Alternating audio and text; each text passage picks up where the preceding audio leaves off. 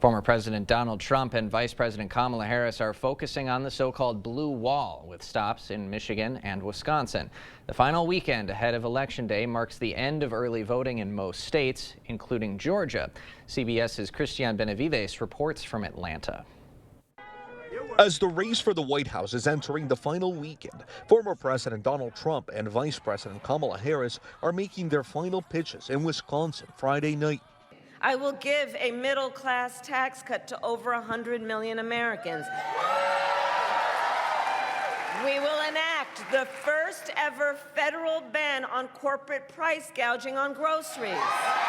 New controversy erupted after Trump railed against his longtime critic, former GOP Representative Liz Cheney. She's a radical war hawk. Let's put her with a rifle standing there with 9 barrels shooting at her, okay? Let's see how she feels about it. You know, when the guns are trained on her face. This must be disqualifying. Anyone who wants to be president of the United States who uses that kind of violent rhetoric is clearly disqualified and unqualified to be president.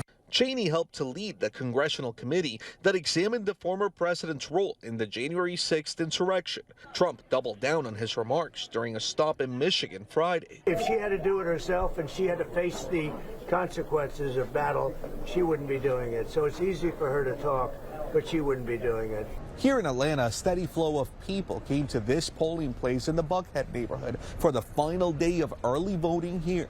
The border is a major issue, not to mention the economy and numerous other things. I think she has a respect for the people of the United States, and wants to really represent their interests, and I don't think that of the other candidate. Georgia's Secretary of State went public to refute a bogus video alleging to show Haitian migrants voting multiple times. Christian Benavides, CBS News, Atlanta. U.S. intelligence agencies believe that fake video is the work of a Russian government disinformation campaign.